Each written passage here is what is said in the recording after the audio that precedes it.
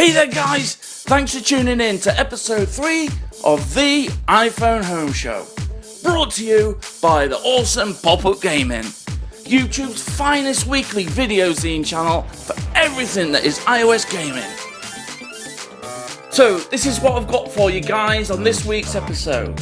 My top picks, which includes Does Not Commute, a strategic driving game that's just absolutely smashing.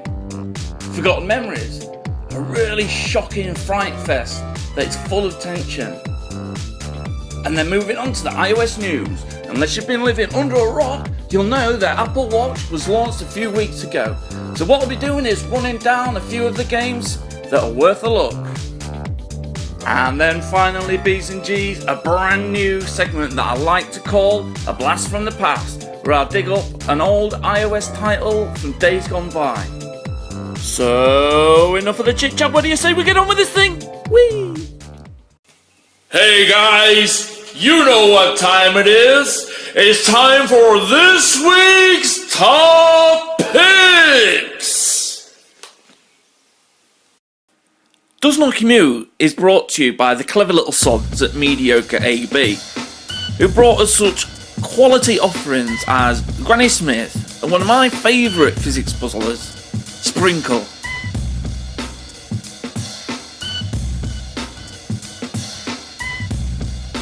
Naturally, as you guys probably could imagine, I had high hopes for Does Not Commute, and thankfully I wasn't disappointed in the slightest.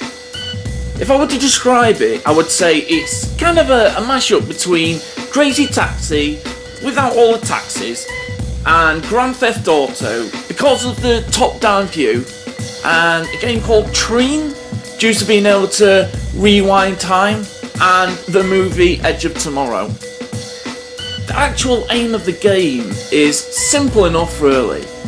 What you have to do is get your vehicle from A to B in the shortest amount of time or distance without crashing into a lamppost, flying head first through the windscreen while turning yourself inside out, finally wrapping yourself around said lamppost. Sounds simple, right? What makes the game stand out for me is the unexpected strategic element. For example, when you start the game, you're given 60 seconds and a journey to complete. Now, the time it takes for you to get the car from the start to the finish ticks away and is lost. Luckily though, there are time boosts littered randomly throughout the level. Sometimes they're en route, and sometimes you may have to take a slight detour to reach them. It's all about risk versus reward. Will the time taken to drive to that extra distance outweigh the amount of time you'll receive? That's the decision you've got to make. On top of all that, you have to contend with other road users that seem to have no other purpose other than just to piss on your fireworks by getting in your way and being an absolute nuisance. If you do crash, and believe you me, you will crash a lot, what you can do is rewind time to the very beginning of your journey, but there's a price to pay, 1 second to be exact. Here's where the strategic element comes into play that I was talking about earlier.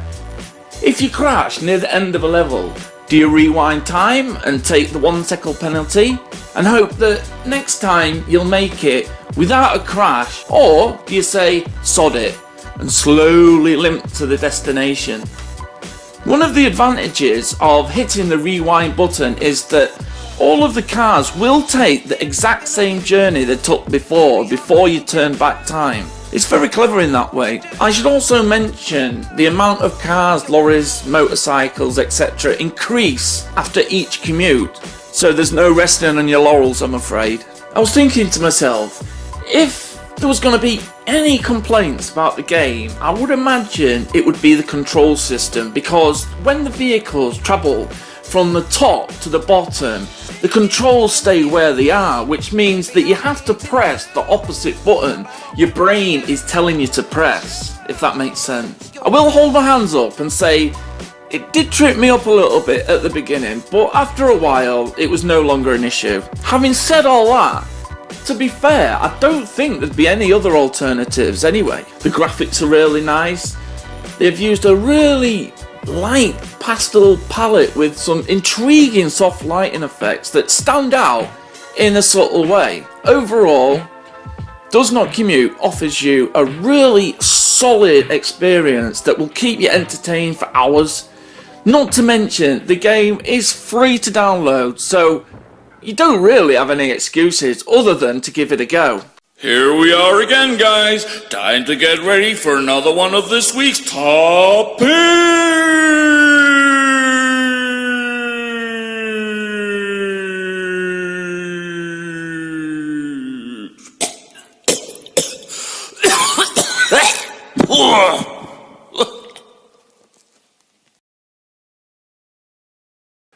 Forgotten Memories, Alternative Realities is, and I quote, a classic horror title that combines exploration, reflection, puzzles, action, and survival, where the gameplay is focused on fear mechanics. And I reckon, guys, that's about spot on. Your character, Rose Hawkins, is a feisty, strong, independent sort of girl, working as an inspector for a state juvenile division. That's what attracted me to the game. I do like strong women playing lead roles in video games. I think there should be more of them. She's investigating a case of a missing girl who goes by the name of Eden. The trail leads her to an old abandoned asylum, and that's where the stage is set. Interestingly enough, she references one of Shakespeare's most famous quotes. All the world is a stage, and all the men and women merely actors in the tragedy that is life.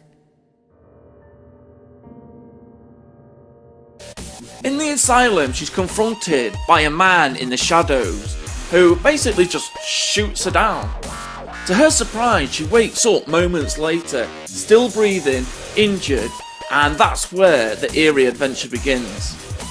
I don't want to give too much away of what happens, as the game is really story driven, and I don't want to spoil the surprises for anyone thinking of buying Forgotten Memories.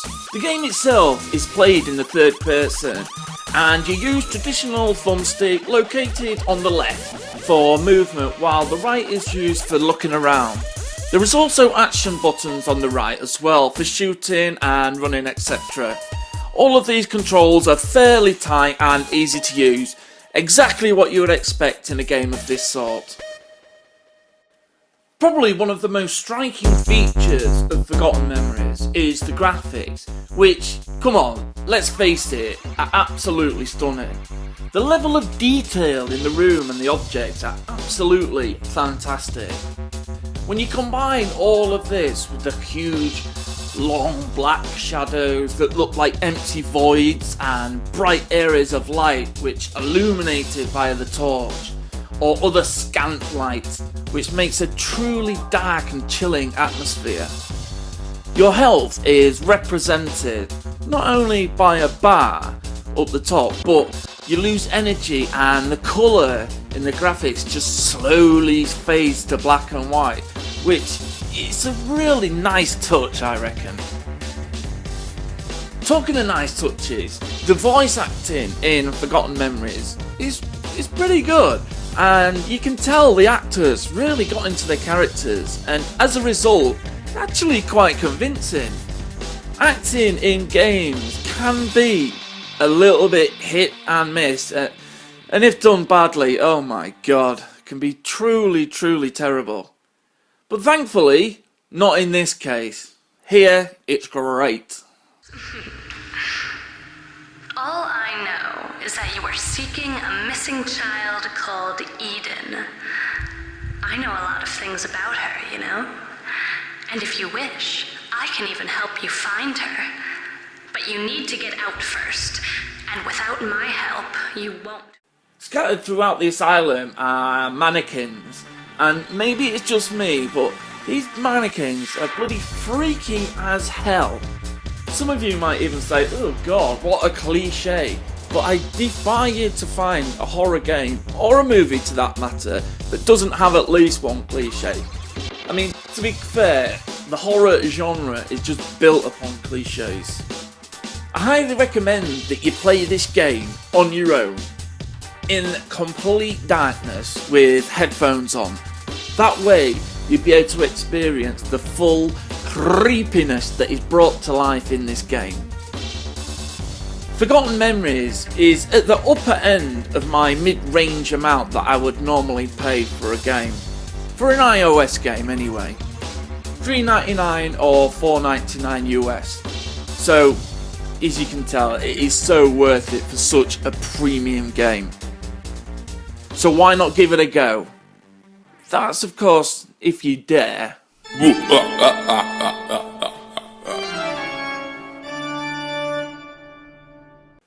So this week saw the launch of Apple's brand new watch. Now, if you've managed to get your grubby little hands on one of these beautiful little devices, then you might be wanting to download a game or two for it. Well, here's a quick little rundown of some notable game releases for you. Spywatch from Bosa Studios. This is a game where you're head of a spy agency where you get involved in espionage and all sorts of other spy activities. Spywatch is programmed from the ground up, especially for the Apple Watch. Pretty exciting stuff. Next up, we've got Letterpad from Nimblebit, a clever little word puzzle game that's made the transition from iOS devices to the Apple Watch. You are given 9 letters and you need to figure out the word that is connected to the puzzle topic. Runeblade by Everywhere Games, a fantasy RPG that has been slimmed down in all the right places to work perfectly for the Apple Watch. But don't be fooled guys, there's more to this game than meets the eye.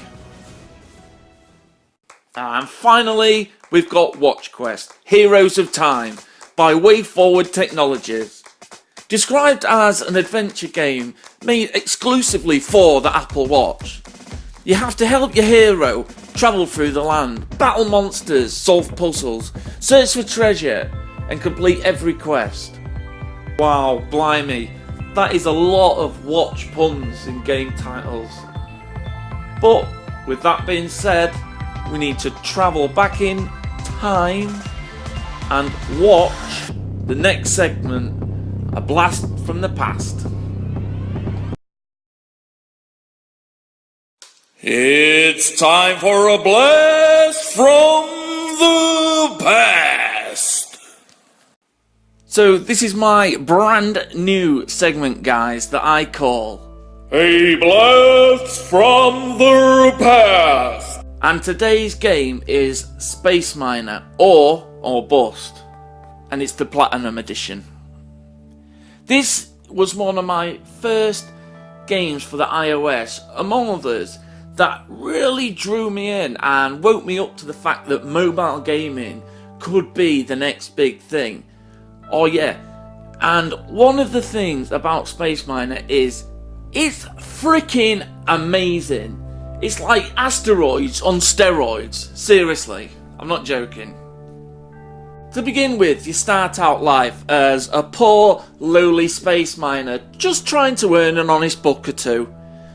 Your home and the place where you'll buy and sell all your lovely wares is a space station called Gritstone, run by your larger-than-life, eccentric Uncle Jeb. Inside the space station is your ship, where, if you have the money, you can upgrade everything from reactors, engines, collectors, weapons, shields and scanners. All of these will help you mine faster, target larger asteroids and pull more stuff into your ship's cargo hold. The apartment is basically used to house your awards, achievements and view the game stats in the game centre.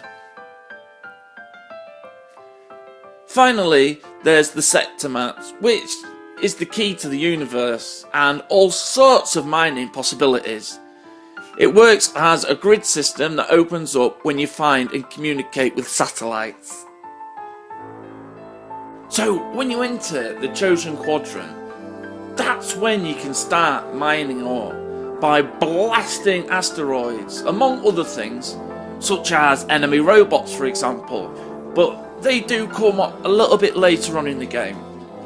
Once the area's totally been ransacked of all its minerals and ores, it's time to head back to spend all that lovely hard-earned cash on more upgrades or even a brand new ship. That's if you've got enough dosh. Let's concentrate on what they've got right in Space Miner. If you've not played it before, then you might think what I'm about to say is just a load of bullshit, but I swear it's near perfect in almost every respect, starting with the control system, which is tight, really precise, which, let's face it, it isn't easy on touch devices, and it is a critical quality to have. The level progression is just a perfect storm of earning money to buy upgrades so that your ship is ready to face whatever the next level has to throw at you. It's really satisfying indeed. And of course there's the graphics as well, which compared to today's standard actually stand up really well. And finally there's the overall presentation, which is highly polished, and some of the dialogue between the characters, it's actually pretty funny. This makes the story entertaining and engaging. I found myself really getting into the characters, which in turn made it so that I just could not put the game down. Space Miner has a really addictive quality to it. Just recording for this review took hours out of my schedule for that very reason.